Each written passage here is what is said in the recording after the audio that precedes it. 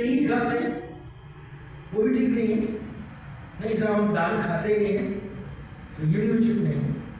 प्रकृति ने किसी कारण से सारे शर्त बनाए, तो इसलिए डी एडिक्शन वाले विषय में इस तरह ये म्यूजियोथेरेपी वाला बहुत अच्छा प्रयोग है।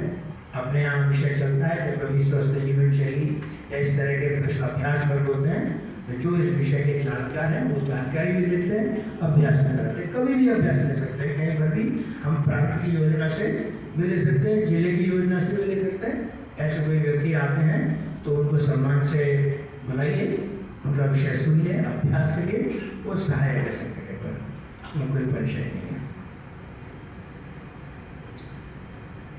लेकिन और एक पहलू है, प्रातःकाल से हमने जो विषय सुने, थोड़े समय में पूरे विषयों को का एक्सप्लेनेशन देना संभव नहीं है, और इसलिए ये जो अभ्यास वर्ग है ये हमको तैयार करता है कि ऐसे विषयों के बारे में हम और अध्ययन करें। अब पहला विषय जो था, जो समाज में प्रभाव दिखाने के लिए संघ के शताब्दी वर्ष में 5 विषय के पंच परिवर्तन के नाम से, उसमें से 3 विषय स्वदेशी चिंतन, कुटुंब प्रबोधन, पर्यावरण, ये हमने लिए जो हम हमारे कार्य से सीधे जोड़ते थे। एक चौथा विषय हमने एडिशन या जल और स्वास्थ्य।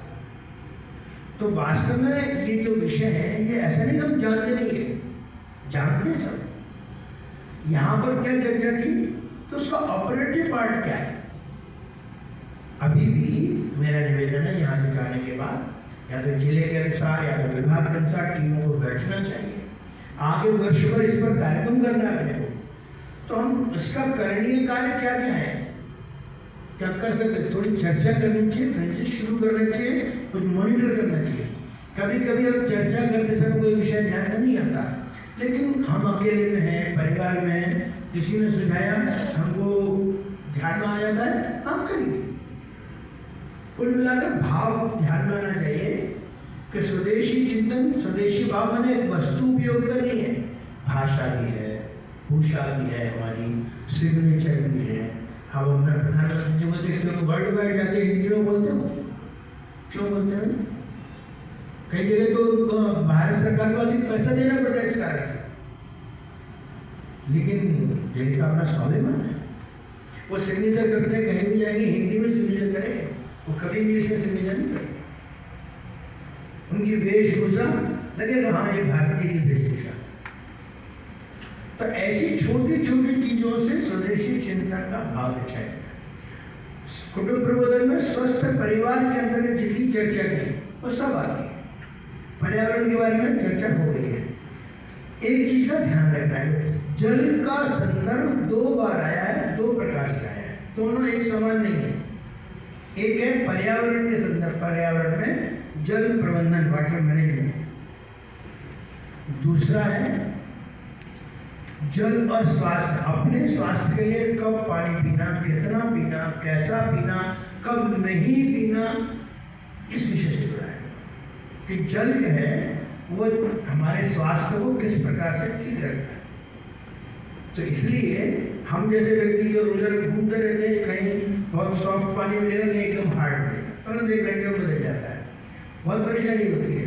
लेकिन जो उपलब्ध है लोकल पानी, वही सबसे ज़्यादा लाभदायी है। यही उसका सिद्धांत है भोजन के बारे में भी।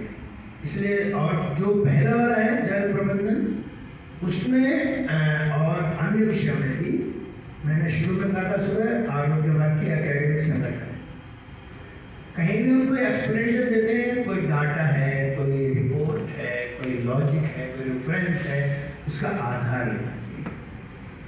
अभी जैसे जल प्रबंधन के बारे में मैं अक्सर बताता हूँ, जानकारी भी रहनी चाहिए सबको।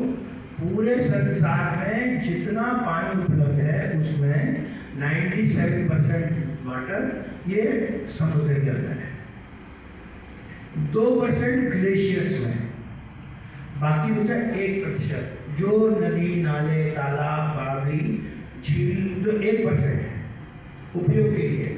इस 1% में से भी 24% कृषि कार्यों के लिए चला जाता है और 26% चला जाता है इंडस्ट्रियल यूज के लिए। तो हमारे पास कितना बचा? मात्र 0.5%। ये 0.5% जल है जो इतने बड़े 8 अरब पूरा संसार है इसके उपयोग करने के लिए है।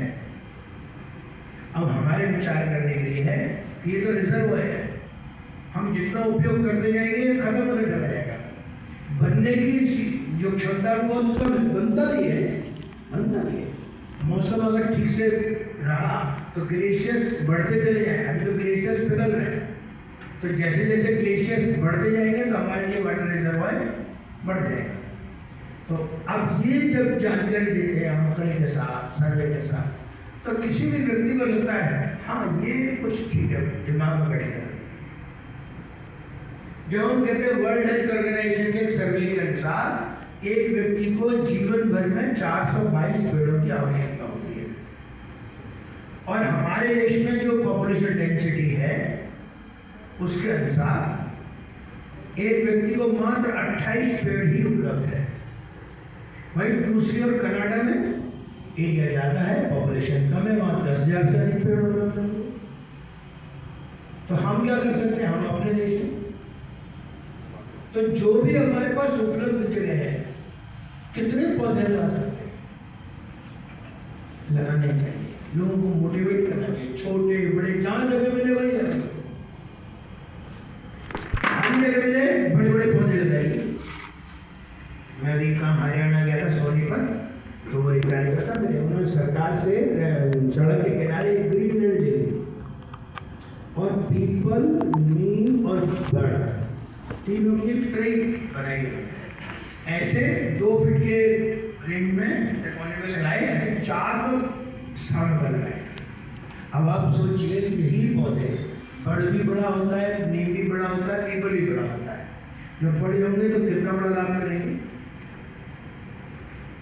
उत्तर प्रदेश में वहाँ के मुख्यमंत्री जी ने पिछली बार करोड़ों ऐसे ट्री पूरे प्रदेश में लगवाए, योजना से लगवाए, और बराबर वो मॉनिटर करते कभी जीवित है कि नहीं है, क्या है बताइए।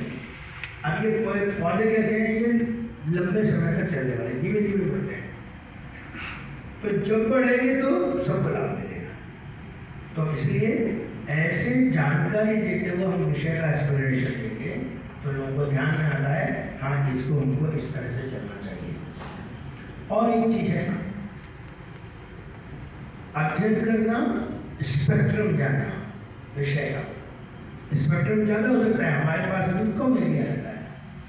अपनी लिमिटेशन जानना, सब काम हम नहीं कर सकते, हम क्या क्या कर सकते हैं अगर हमको मालूम है अवश्य करना चाहिए। जैसे मैंने अभी कहा डी एडिक्शन में हम क्या कर सकते हैं, जानकारी दे सकते हैं, मोटिवेशन दे सकते हैं, लेकिन क्या नहीं कर सकते, रिहेबिलिटेशन पार्ट नहीं कर सकते। तो अपनी लिमिटेशन जानना यह एक चीज़ है। लेकिन और एक चीज़ है, कार्यकर्ता के नाते से जब भी कहीं जाए बोलने के लिए पूरा होमवर्क करके जाइए। जितना अच्छा परफेक्ट होमवर्क होगा उतनी ही सफलता मिलेगी। छोटे से काम में भी परफेक्शन चाहिए। मैं कानपुर जाता हूँ, कानपुर की हमारी टीम में एक संरक्षक शिक्षक है डॉक्टर अंगद सिंह जी, वो राष्ट्रपति से 2 बार अवार्डेड है, मैंने उत्कृष्ट शिक्षक के नाम पर। और उनके विद्यालय के बच्चे वो लाइन लगती थी कि इस बार 10 बच्चे आपके आए, 15 आए, 40 आए, पूरे बोर्ड यूपी बोर्ड में टॉप करते करते विद्यालय। और उनका एक ही सिद्धांत, जो भी तैयारी करो 100 में से 100 की तैयारी करनी चाहिए, 99 की नहीं चाहिए। 1% क्यों छोड़ा आपने, उसको भी करो, अपना पूरा एफर्ट लगाओ। और इसीलिए जो विद्यार्थी वहाँ से पढ़ करके निकलते हैं जीवन भर उसी ट्रैक करते हैं। तो ये हमारा जितना अच्छा होमवर्क होगा, अभी जो इन दोनों छात्राओं ने संचालन किया हमने देखा होगा, उन्होंने पक्का होमवर्क किया था, हर चीज़ लिखी हुई थी, किसके बाद क्या, कैसे कैसे कैसे, कहीं कोई गड़बड़ी नहीं। तो इसलिए हम कार्यकर्ता के नाते से जहाँ कहीं कभी भी प्रबोधन करें, कितना भी पुराना विषय होगा, आप उसको अच्छा होगा। जैसे मैंने भी बताया था, आरोग्य भारती का परिचय मुझे हर जगह बोलना पड़ता है, लेकिन जितने लोग भी जितनी बार भी सुनेंगे मैं अलग अलग प्रकार से ही बोलूँगा। पुराने व्यक्ति को भी 1-2 बिंदु मिल ही जाएगा।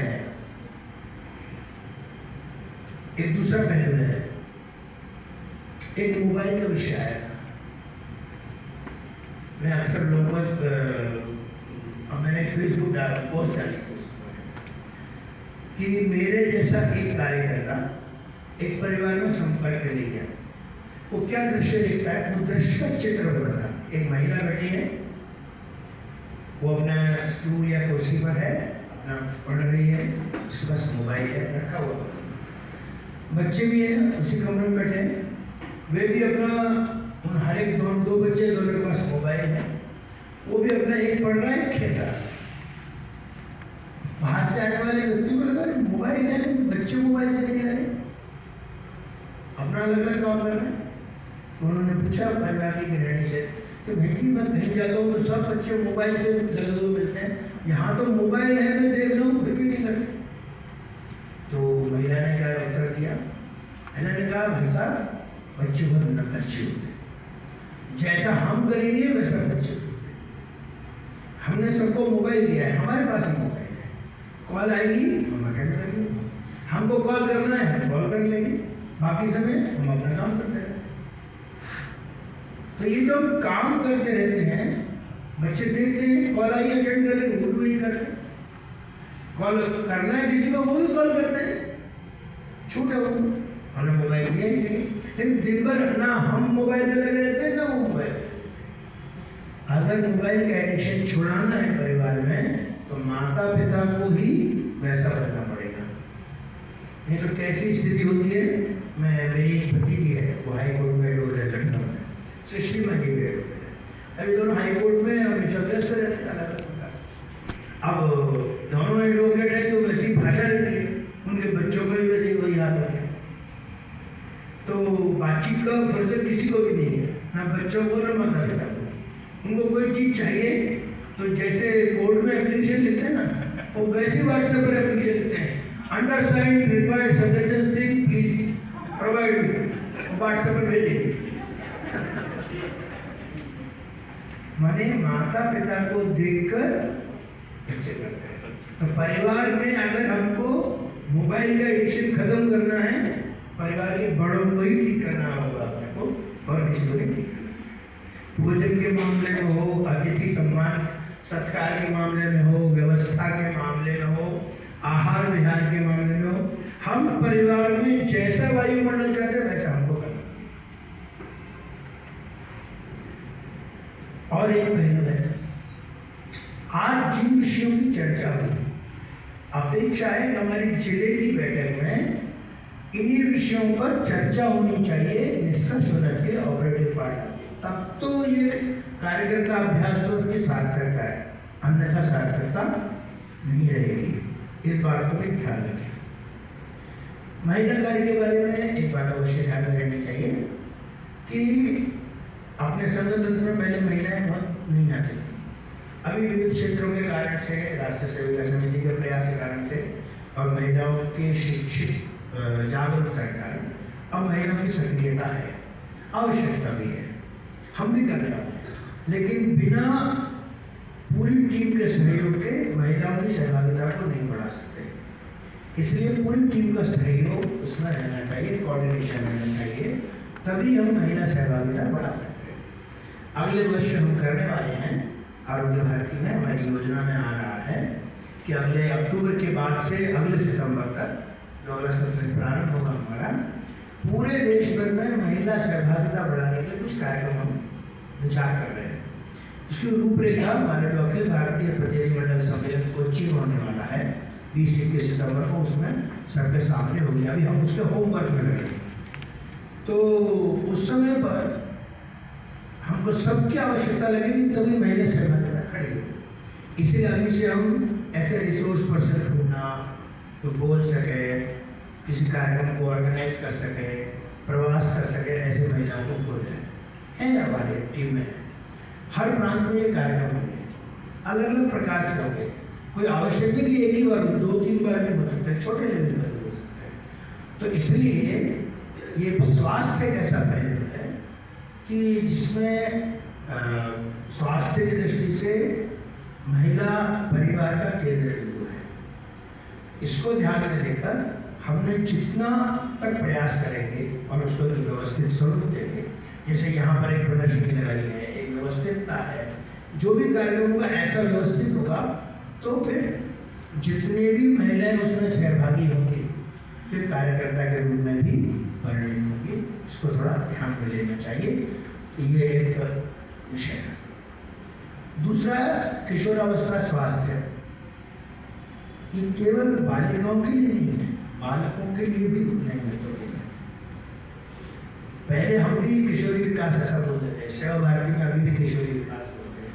बाद में काम करते करते ध्यान में आया कि नहीं, किशोर आयु के, किशोरावस्था में एडोलेसेंट एज के जो बच्चे हैं, बालक हैं, उनके लिए भी उतनी ही आवश्यकता है। तो इसलिए इस विषय के दोनों पहलुओं को ध्यान रखना चाहिए। एक विषय आया था